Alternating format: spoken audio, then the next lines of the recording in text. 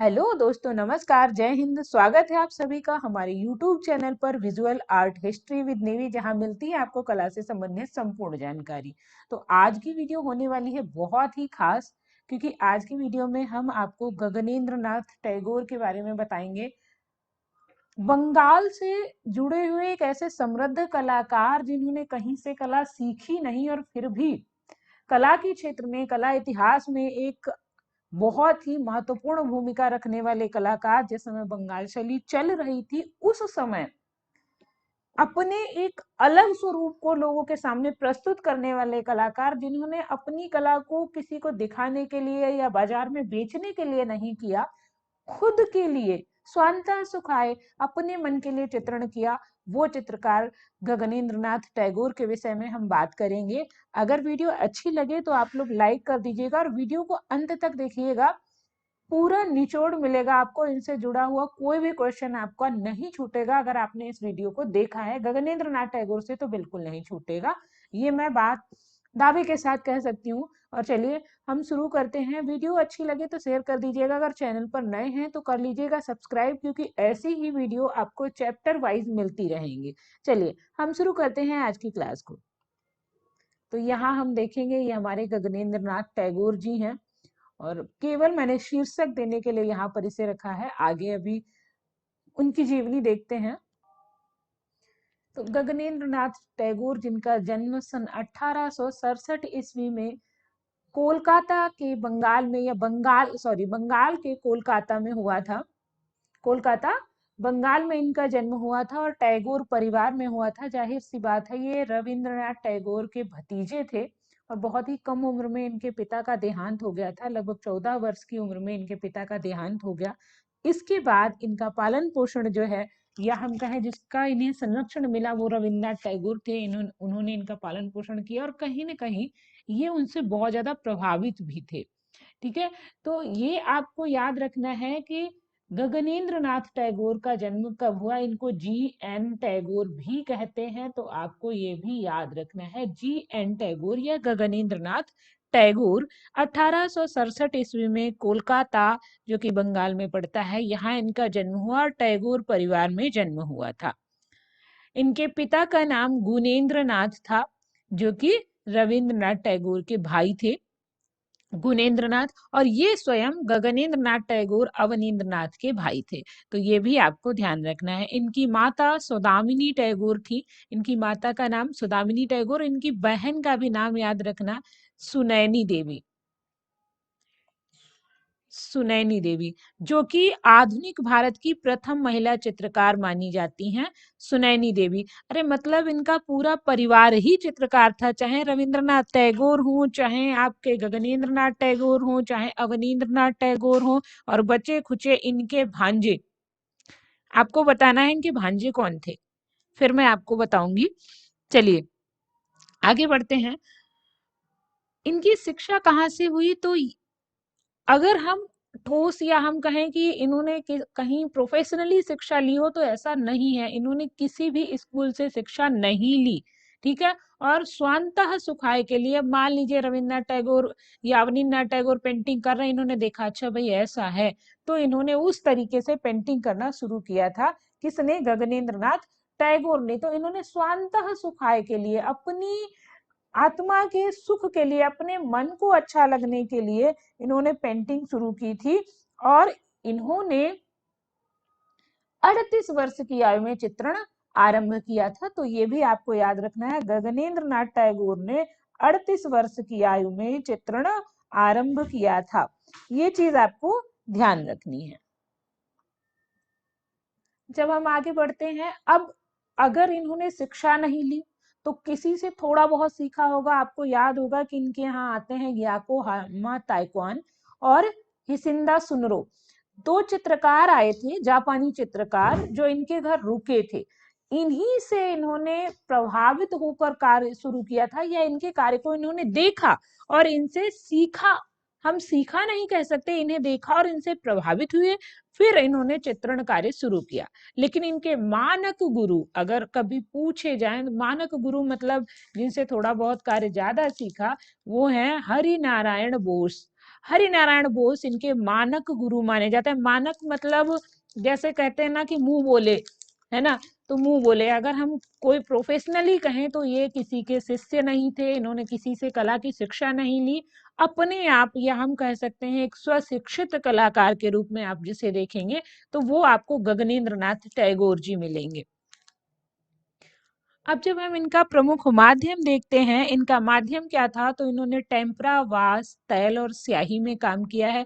अब यहाँ पर एक चीज आप देखिए, स्याही सीखी रविंद्रनाथ टैगोर से, स्याही का काम उनसे प्रभावित होकर इन्होंने किया। वास अवनी बाबू कर रहे थे उनसे, टेम्परा भी उस टाइम पर चल रहा था, और तैल का तो प्रचलन रवि वर्मा के टाइम से हो गया था। तो सारी चीजों में इन्होंने लगभग प्रयास किया, सब में इन्होंने काम किया।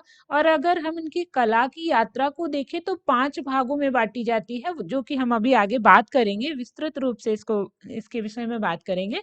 इनके प्रमुख चित्रों की अगर हम बात करें, गगनेंद्र जी के, ठीक है, गगनेंद्र जी के प्रमुख चित्रों की बात करें तो इनके चित्रों को 5 भागों में बांटा गया है। वो भाग कौन कौन से हैं आगे मैं अभी बताऊंगी आपको। इनके चित्रण के आधार पर, अगर हम कहें एक तरीके से इनकी जीवन यात्रा के आधार पर, उसके आधार पर इन्हें हम देखेंगे। अपने जीवन के अंतिम पड़ाव में इन्होंने अलग तरह का चित्र बनाया, धूमिल पर्वत और उनके ऊपर से धुंधले धुंधले बादल बना दिए, ऐसे करके मतलब 5 भागों में इन्होंने चित्रण कार्य किया है। चलिए हम आगे आपको बताएंगे कि इन्होंने किस किस रूप में काम किया है, लेकिन इससे पहले हम देख लेते हैं इनके मोस्ट इंपॉर्टेंट चित्र। टेम्पल क्यूबिस्ट या क्यूबिकल, ठीक है, यहाँ लिखा है क्यूबिस्ट, क्यूबिस्टिक, ठीक है, टेम्पल क्यूबिस्टिक, जो कि वास माध्यम में बना है। टेम्परा इसकी शैली है, वास तकनीकी, टेम्परा दोनों मिलाकर बना है। राष्ट्रीय आधुनिक कला संग्रहालय नई दिल्ली में संग्रहित है, ठीक है। ये जो है, जिसे आप नगमा भी कहते हैं, है ना, राष्ट्रीय आधुनिक कला संग्रहालय नई दिल्ली को क्या कहते हैं, नगमा। नगमा रूठ गई, NGMA, नगमा। तो राष्ट्रीय आधुनिक कला संग्रहालय नई दिल्ली में संग्रहित है। यहाँ पर ये चित्र भी मैंने दे दिया है, टेम्पल क्यूबिकल। एक चीज आप देखेंगे कि क्यूबिस्ट, जो आगे भी इनके विषय में मैं बहुत सारी बातें आपको बताऊंगी, एक एक पॉइंट मैं आपको समझाऊंगी। थोड़ा सा मैं चित्रों को बताती चलती हूँ। जो क्यूबिस्ट है, तो इनका जो घनात्मक चित्रण है वो भी उन घनवादियों से या यूरोपीय घनवादियों से अलग है। इनके में आपको स्पष्टता थोड़ी नजर आएगी, चीजों की छवियां आपको स्पष्ट दिखाई देंगी। यहाँ आप देखेंगे तो एक मूर्ति थोड़ी थोड़ी स्पष्ट नजर आ रही है। और भारत के पहले घनवादी कलाकार ये कहे ही जाते हैं। ये एक कार्टूनिस्ट थे, एक चित्रकार थे, एक व्यंग्य चित्रकार थे, है ना। इनका अगला चित्र है मीटिंग इन द स्टेयरकेस। ये चित्र भी मैं आपको दिखाऊंगी, जल रंग में ये बना हुआ है, राष्ट्रीय आधुनिक कला संग्रहालय नई दिल्ली में रखा हुआ है। जो आगे ये चित्र हैं ये बहुत इंपॉर्टेंट हैं, तो आप लोग इनको याद रखिएगा। भारतीय जादूगर जल रंग में बना हुआ है, इंपॉर्टेंट है। कई बार ऐसे पूछ सकता है कि भारतीय जादूगर किस माध्यम में बना हुआ है, भारतीय जादूगर चित्र किस चित्रकार ने बनाया है, या निम्नलिखित में से कौन सा चित्र गगनेंद्र नाथ टैगोर का है। तो आप इन सारी चीजों को ध्यान रखिएगा। City in the light, important चित्र है। द्वारिकापुरी, महत्वपूर्ण चित्र है। The speed of the dawn, एक डॉन नेता की स्पीड, ये व्यंग्य चित्र है इनका। चैतन्य चित्रमाला, जिसमें 21 चित्र बने हैं और 21 चित्रों की श्रृंखला है, ये काफी इंपॉर्टेंट है। और इन्होंने चित्र चैतन्य महाप्रभु के बहुत सुंदर चित्र बनाए हैं। अच्छा, यहाँ पर एक क्वेश्चन मैं पूछना चाहती हूँ कि एक और चित्रकार है जिसने चैतन्य महाप्रभु के बहुत चित्र बनाए हैं। आपको बताना है बंगाल शैली का वह कौन सा चित्रकार है जिसने चैतन्य महाप्रभु के बहुत सारे चित्र बनाए हैं। गगनेंद्र नाथ के चित्रों की बात करते करते मैं आपको ये भी बता दूं, ये बंगाल शैली के समकालीन है, लेकिन बंगाल शैली में इन्होंने काम नहीं किया है। ये बंगाल शैली से विरत चित्रकार हैं, बंगाल में रहते थे, लेकिन इनकी अपनी अलग टेक्निक, अपने अलग भाव, अलग चित्रण। क्योंकि जब आप इनका ये टेम्पल क्यूबिकल देखोगे या जो भी ये चित्र देखोगे, घनात्मक रूप से बना हुआ मंदिर, तो आप एक चीज सोचिए कि बंगाल शैली का उद्देश्य क्या था। पुरानी कला की ओर वापस चलो, राजस्थानी कला, मुगल शैली, इन सभी चीजों को उन्होंने चुना अपने चित्रण विषय में। उन्होंने घनात्मकता का प्रयोग नहीं किया, उन्होंने भविष्यवाद का प्रयोग नहीं किया। और जबकि इनके ऊपर, गगनेंद्र नाथ के ऊपर ये चीज लगती रही कि इन्होंने भविष्यवाद का थोड़ा सा पुट लिया है। और घनवाद का तो भारत में अगर हम कहें सबसे पहले घनात्मकता जिसके चित्रों में देखी गई तो आपके गगनेंद्र नाथ टैगोर, है ना। तो ये चीजें आप देखो कि इन्होंने उनसे अलग काम किया है। तो बंगाल शैली में अगर आपको हटाना आए, और नंदलाल बोस, नंदलाल बोस, अवनींद्र नाथ टैगोर और आपके शारदाचरण उकील हो और गगनेंद्र नाथ हो, तो आप गगनेंद्र नाथ को बड़ी खुशी से बंगाल शैली से अलग कर दीजिए, क्योंकि इन्होंने बंगाल शैली में काम नहीं किया, तकनीकें भले ही उनकी हों। चलिए आगे, मौन गुफाएं इनका चित्र है, नारी और दीपक, विरूप ब्रज, मकान के भीतरी भाग, द एलिफेंट प्रोसेस, अद्भुत लोक। ये चित्र जो है ये गगनेंद्र नाथ के द्वारा बनाए गए हैं। इनमें मैं मोस्ट इंपॉर्टेंट चित्र बता देती हूँ। टेम्पल क्यूबिस्टिक मत भूलना, मीटिंग इन द स्टेयरकेस बिल्कुल मत भूलिए, भारतीय जादूगर भी मत भूलिए, Dwarikapuri, city in the light और चैतन्य चरितमाला में थोड़ा कंफ्यूजन रहेगा आपको, क्योंकि छितेंद्र नाथ मजूमदार ने भी चैतन्य पे काम किया है। तो इन दोनों को आपको याद रखना है, ठीक है। चलिए आगे बढ़ते हैं। अब इनके चित्रों के जो मैंने आपको 5 भाग बताए थे कि गगनेंद्र नाथ जी के चित्रों को 5 भागों में बांटा गया है, ठीक है। तो वो 5 भाग कैसे थे ये मैं आपको बताऊं। प्रथम भाग या पहला भाग जिसमें इन्होंने परियों की कहानी और प्रेम संबंधित चित्र बनाए। एक बच्चे के तरीके से आप लो, शुरू में बच्चे को कहाँ परियों की कहानियां अच्छी लगती हैं, फिर उसके बाद कार्टून थोड़े थोड़े अच्छे लगने लगते हैं। जब यही ऐसी पद्धति से लो, हालांकि इनका चित्रण तरीका अलग है। इन्होंने परियों की कहानी और प्रेम संबंधी चित्र बनाए। जब हम देखते हैं जैसे जीवन स्मृति श्रृंखला है और इम्पोर्टेंट है, चित्र श्रृंखला है, चित्र श्रृंखला मतलब पेंटिंग सीरीज इन्होंने बनाई है, मतलब जीवन स्मृति के बहुत सारे चित्र बनाए हैं। अर्जुन व चित्रांगदा ये कहानी है, ठीक है। ये क्या है, प्रेम संबंधित अर्जुन और चित्रांगदा के प्रेम को इन्होंने प्रदर्शित किया है। तो ये इसी श्रृंखला में या इनके इसी भाग में आ जाएगा।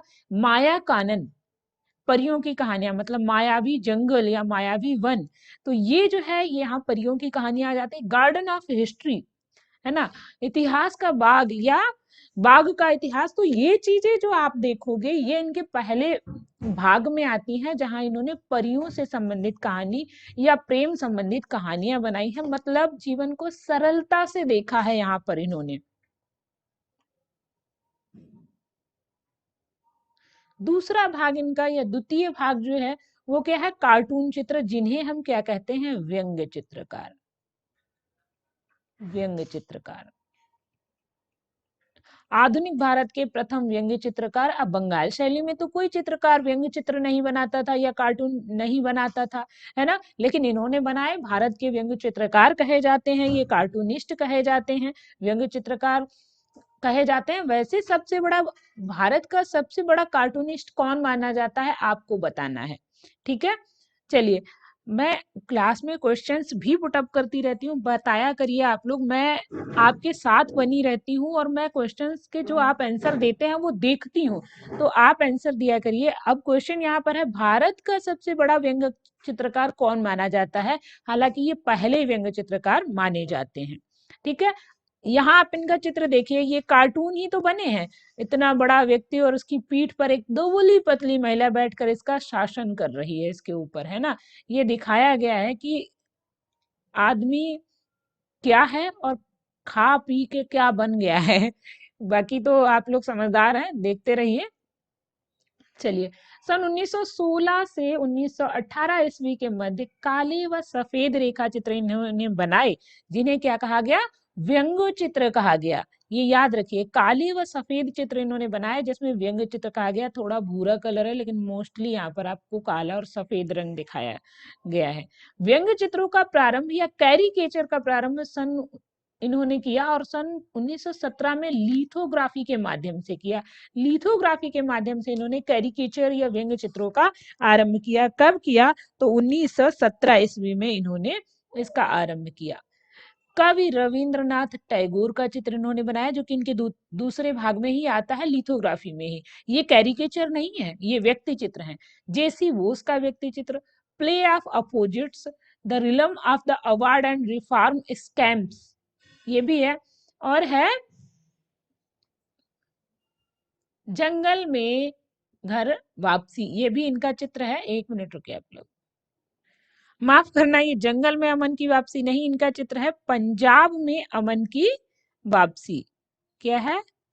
पंजाब में अमन की वापसी। अमन मतलब सुकून,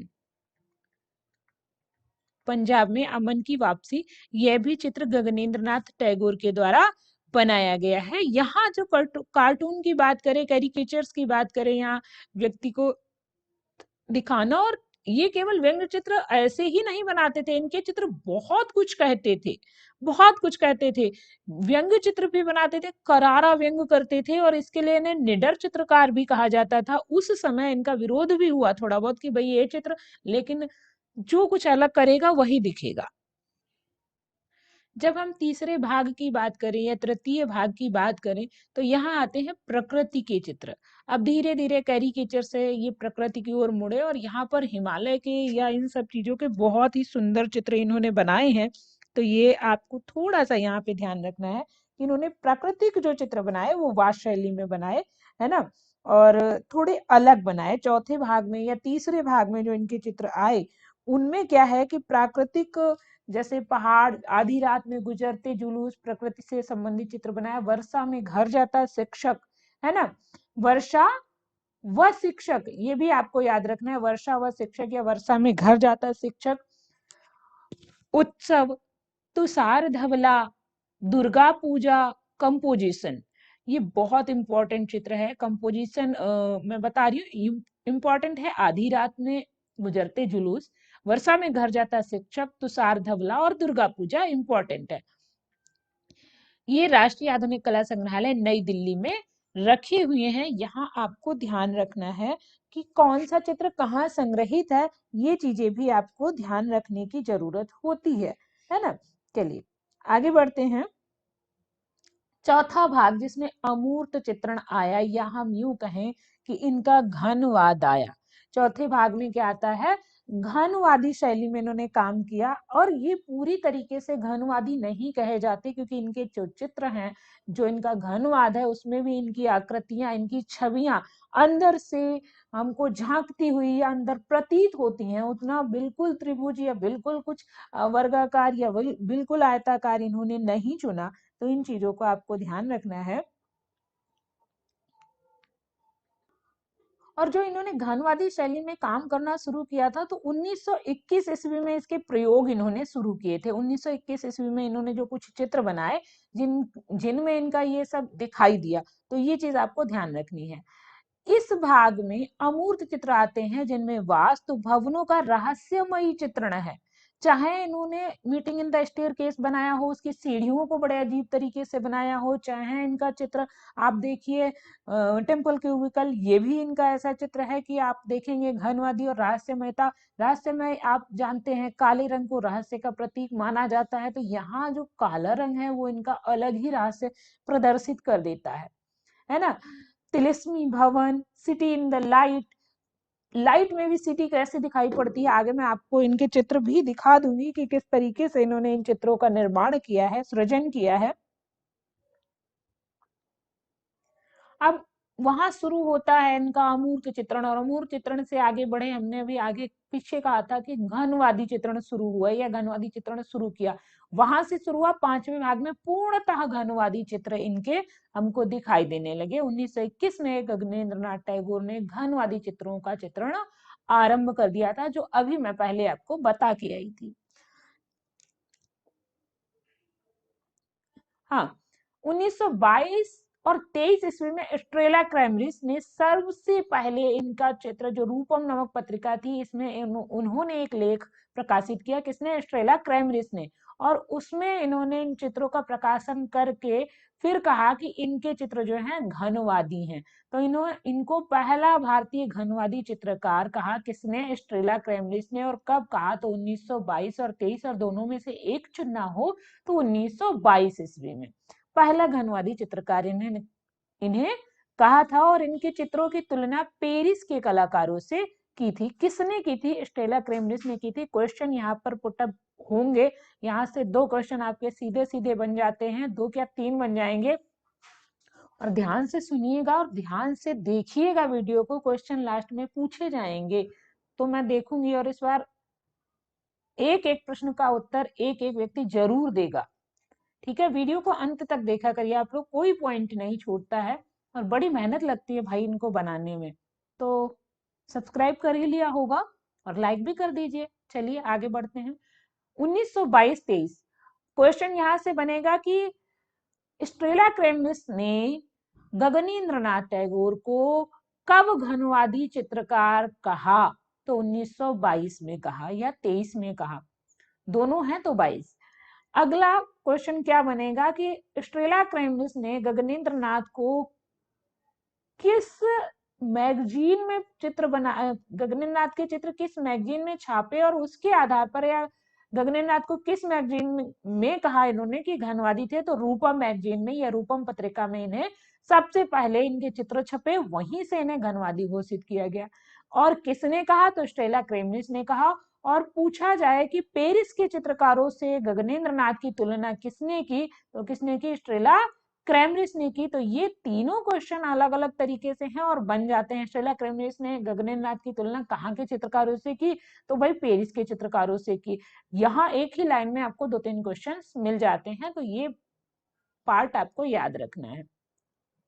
सन 1923 में इनके घनवादी चित्रों की प्रदर्शनी कहाँ होती है? बर्लिन में होती है, जिसकी बहुत प्रशंसा भी हुई और आधुनिक चित्रकला की प्रदर्शनी थी ये। अच्छा, इसी के साथ एक और इनकी प्रदर्शनी हुई थी 1924 में। कब? 1900 माफ करना 1914 ईस्वी में एक प्रदर्शनी हुई थी, और ये भी पेरिस में ही हुई थी, पेरिस में हुई थी, है ना। और इसमें इनके लगभग 6 चित्र प्रकाश प्रदर्शित हुए थे, जिनकी काफी प्रशंसा हुई थी, है ना। और इसके बाद 1923 ईस्वी में बर्लिन में इनकी प्रदर्शनी होती है, जहां इनके चित्र लगाए जाते हैं और काफी प्रशंसा प्राप्त करते हैं। ठीक है, इनके और चित्र जो हैं, 5वें भाग में जो चित्र आए हैं वो आप देखें। नटीर पूजा, माँ से विदा लेते चैतन्य, माता से विदा लेते चैतन्य, इनके 5वें भाग में चित्र आता है। मदमस्त हाथी 5वें भाग का चित्र है।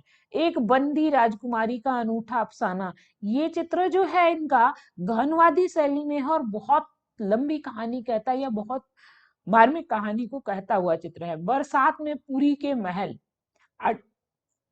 अट्टहास, स्वप्निल देश, ये सारे चित्र जो है किसके द्वारा बनाए गए? गगनेंद्र नाथ के द्वारा बनाए गए। ये इनके 5वें भाग में आते हैं, या हम कहें अंतिम पड़ाव के चित्र। इनके अंतिम पड़ाव नहीं, 5वें कला का जो 5वां भाग है उसके चित्र हैं ये गगनेंद्र नाथ टैगोर के द्वारा बनाए गए।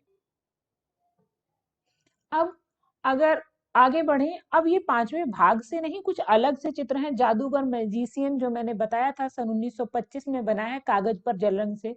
बाल रूम डांस इंपॉर्टेंट चित्र है, कागज पर स्याही से बना है और कार्टून टाइप का चित्र है। पैलेस ऑफ स्नो कागज पर बना हुआ चित्र है।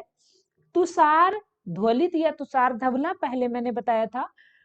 डेसोलेट हाउस इंपॉर्टेंट चित्र है। भारतीय कौवे इंपॉर्टेंट चित्र नहीं है, लेकिन हाँ इनका चित्र है। अच्छा, यहाँ पर एक मैं चित्र क्वेश्चन पूछना चाहती हूँ कि भारत में कौवे बनाने के लिए कौन सा चित्रकार बहुत प्रसिद्ध है?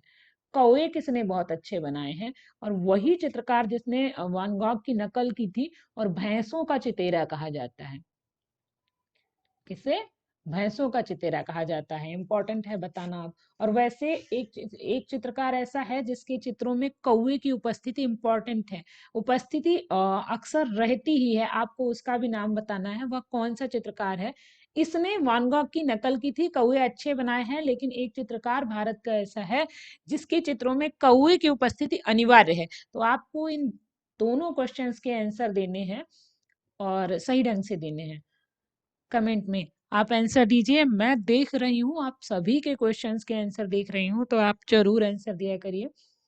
रहस्यमय घुड़सवार, यहाँ आप देखें एक चित्र है, ये रहस्यमय घुड़सवार नहीं, ये परी कथा का चित्र है। ठीक है। अलादीन केव, अलादीन की गुफा। मारीचिका, the fairy princess, passing of the artist. प्रमुख छापा चित्र इनका है जलपान, जो कि लिथोग्राफी में है। तो ये कुछ गगनेंद्र नाथ टैगोर के चित्र थे। अभी 2-4 पॉइंट और हैं, ऐसे नहीं छोड़ेंगे, सब बताएंगे, कुछ नहीं छोड़ेंगे, बस आप देखे रहिए। यहाँ इनकी परी कथाओं का चित्र है, आप देख सकते हैं, दाढ़ी वाले एक बुढ़े या हम कहें वृद्ध व्यक्ति, और उड़ती हुई किताबें बादलों पर उड़ रहे हैं। परी कथाओं का एक चित्र है ये। चलिए आगे बढ़ते हैं।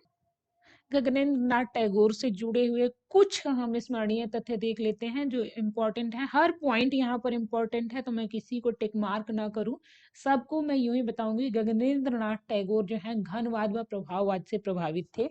तो घनवाद इनके चित्रों में दिखता ही है, और प्रभाववाद इसलिए कि जब इन्होंने प्राकृतिक चित्र बनाए हैं तो प्रातः वेला के बहुत सुंदर चित्र बनाए हैं इन्होंने, पहाड़ों के बहुत सुंदर चित्र बनाए हैं।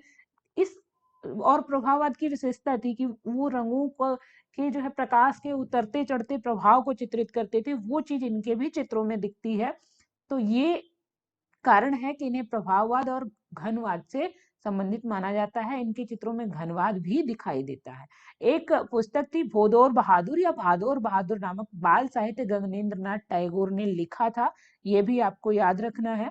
गगनेंद्र नाथ टैगोर के बाद के चित्रों में श्वेत व श्याम रेखा चित्रों की पृष्ठभूमि स्वर्णिम बनाई गई, मतलब काले और सफेद रेखा चित्र जो हैं, जो इन्होंने हम कहें स्केच बनाए हैं, उनमें इन्होंने क्या किया है, उनके बैकग्राउंड इन्होंने स्वर्णिम या गोल्डन कलर से बनाए हैं। तो ये कुछ ज्यादा उभार देने का प्रयास या कुछ ऐसा काम करने का, इनके चित्रों में हमेशा व्यंग और मौज की तरंग है, मतलब आत्मा का सुकून है। ये नहीं कौन क्या कहेगा क्या नहीं कहेगा, नहीं फर्क पड़ता भाई, वो व्यंग करते हैं और मौज लेते हैं। कार्टून देख के सबको हंसी आती है, उन्हें अपने मजे थे, अलग ही स्वैग। इन्होंने घनवादी व स्वप्निल शैली में कार्य किया। स्वप्निल शैली मतलब ऐसे लगता है कि इनकी चित्राकृतियां स्वप्न लोक से आई हुई हो, मतलब जैसे हम सपने में काला सफेद देखते हैं, हालांकि हम जब याद करते हैं तो हमको रंग याद आते हैं, वैसे कहते हैं कि सपने काले और सफेद ही आते हैं, ब्लैक एंड व्हाइट। लेकिन इनको वो चित्रण शैली की, जैसे सपने में धुंधली धुंधली चीजें देख रहे हैं, उनका चित्रण करना इन्हें बहुत पसंद था। तो चलिए, ये तो थे हमारे गगनेंद्र नाथ टैगोर। अभी जाइएगा नहीं, अभी इनके चित्रों का एनालिसिस भी हम करेंगे इसी वीडियो में। चलिए आगे बढ़ते हैं, इनके चित्र देखते हैं। एक पॉइंट यहाँ पर छूट गया है। 1910 से 15 के मध्य इन्होंने रविंद्रनाथ टैगोर की पुस्तक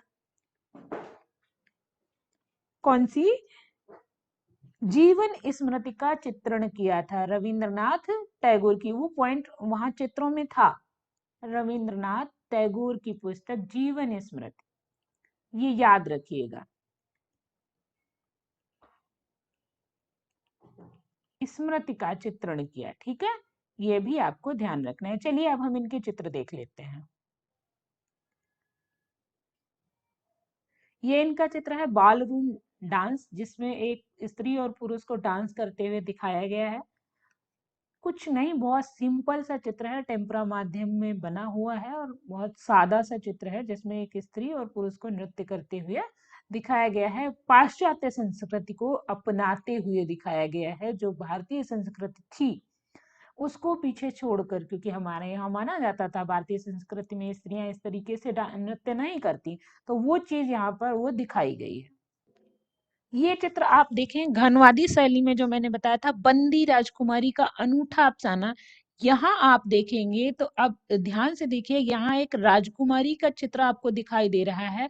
त्रिभुज त्रिभुज मिले हुए हैं, लेकिन इनकी आकृतियां घनवादी आकृति के अंदर से भी झांक लेती हैं, या वो स्वरूप जो है, जो इनका एक कल्पना है, वो उभर कर आती है। ऐसा नहीं है कि साधारण व्यक्ति भी ना समझ पाए। यहाँ एक राजकुमारी को जंजीरों में या दीवार में कैद दिखाया गया है, और यहाँ पर एक मम्मी टाइप का रखा हुआ है, जो आप देखेंगे अनूठा अफसाना, उसकी मतलब कहानी को दर्शाया गया है। अब यहाँ सीढ़ियां जो है वो अपना अलग महत्व दिखा रही है, उभार दिखा रही है, घनात्मकता है, पूरा घनात्मकता पर है, लेकिन फिर भी एक यहाँ पर महिलाएं दो बैठी हुई बात कर रही हैं, वही चीज है कि कहानी सुना रहे हैं, अनूठी बात सुना रहे, बता रहे हैं, और वो चीज की यहाँ पर घनात्मकता। और बैकग्राउंड केवल 3 रंग, भूरा, सफेद और लाल, 3 रंगों से पूरा चित्र कंप्लीट कर दिया, और बहुत ही अच्छे तरीके से आप यहाँ देखें त्रिभुज दिखाई देंगे, यहाँ आपको आयताकार चीजें दिखाई देंगी, घनात्मक आकृतियां, ये पूरा घनात्मक हो गया। आकृतियां भले ही त्रिभुज में है, लेकिन उनके स्वरूप झांकते हुए दिखते हैं। यहाँ पर आप देखेंगे राजकुमारी का पूरा चेहरा बहुत ढंग से बनाया गया और उसका उदासीन चेहरा दिखाया गया। तो ये इनका बंदी राजकुमारी का अनूठा अफसाना चित्र है। कई बार नेट के पेपर में चित्र दिखा के पूछ लेते हैं, तो इसलिए मैंने चित्र भी आपको दिखा दिया। ये उस समय का चित्र जब ये धूमिल चित्रण करना शुरू कर दिए थे, धुंधला, काला, रहस्यमयी, यहाँ पर 2 पैर बनाकर और एक पूरा रेखा चित्र बनाकर एक रहस्यमयता को उभार देने की जो क्षमता है, जो कला है, वो किसमें है? तो वो आपके गगनेंद्र नाथ टैगोर में है। यहाँ एक स्त्री है, आप गौर से देखेंगे तब आपको दिखाई देंगी ये चीजें, और बहुत ही अलग डिफरेंट टाइप से दिखाई देंगी। तो ये गगनेंद्र नाथ टैगोर की अपनी क्षमता है।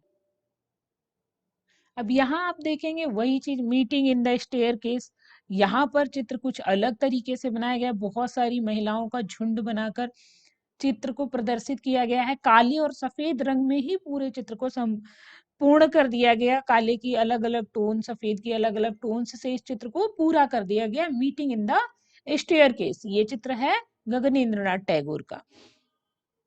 घनवादी शैली में इनका बना हुआ चित्र सिटी इन द लाइट, थोड़े से प्रकाश में शहर कैसा दिखाई देता है, इस चीज को इन्होंने हालांकि घनवादी शैली में बनाया, लेकिन इनका मूल रूप कहीं खोता नहीं है। सबसे बड़ी विशेषता इनकी यही है कि इसीलिए इनको पूर्णतः घनवादी नहीं माना गया है, क्योंकि आप जब घनवादियों के चित्र देखेंगे तो वहां आपको पता चलता है कि उनके चित्र पूरी तरीके से घनात्मक होते हैं। इनके चित्रों में वो चीजें खोती नहीं है, चाहे यहाँ आप बने हुए मंदिर के जैसे आकार को देख लीजिए, चाहे भवन को, कुछ भी अलग ऐसा नहीं लगता। घनात्मकता का प्रयोग है, लेकिन इतना वो नहीं है कि आप पूर्णतः इनको घनवादी ही कह दें, या पूर्णतः इन्हें भविष्यवादी कह दें, या पूर्णतः प्रभाववादी कह दें। इनमें बहुत सारी चीजें हैं, पीछे के पहाड़ों को नीले रंग से धुंधला दिखाना, लाइट में शहर को कम लाइट में धुंधला कैसे दिखाना है, वो चीजें ये इनके हाथ की है, और ये इनकी हाथ की विशेषता है।